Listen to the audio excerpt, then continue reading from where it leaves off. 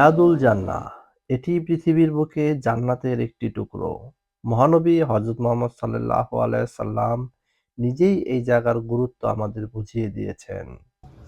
এটি মসজিদে নববীর অন্যতম পবিত্র স্থান, যেখানে নামাজ আদায় করা এবং দোয়া করা অত্যন্ত ফজিলতপূর্ণ। মসজিদে নববীর ৩৯ নম্বর গেট দিয়ে রিয়াদুল জান্নাহে প্রবেশ করতে হয়। আর জেনে রাখা প্রয়োজন, রিয়াদুল জান্নাহে প্রবেশের জন্য অনলাইনে অবশ্যই রেজিস্ট্রেশন করতে হয়। আর রেজিস্ট্রেশনের কিউআর কোড স্ক্যান করেই ভেতরে প্রবেশের অনুমতি পাওয়া যায়।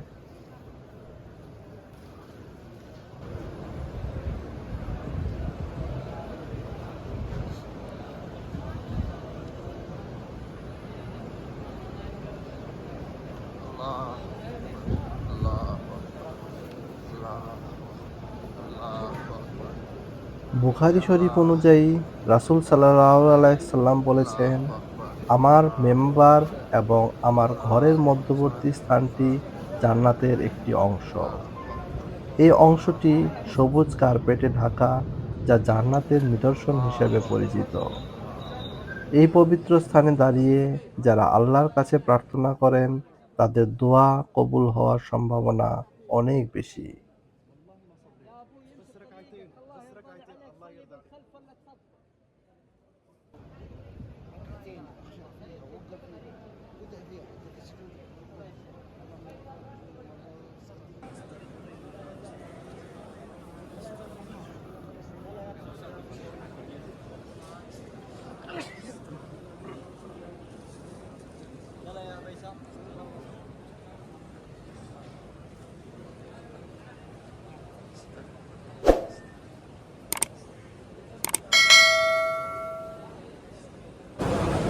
এখান থেকে এই জায়গাটা থেকে এই জায়গাটা এটাই হচ্ছে পুরাটা জায়গা। এই জায়গাটাতেই আল্লাহ রাসূল সাল্লাল্লাহু আলাইহি ওয়াসাল্লাম দোয়া কবুলের জায়গা।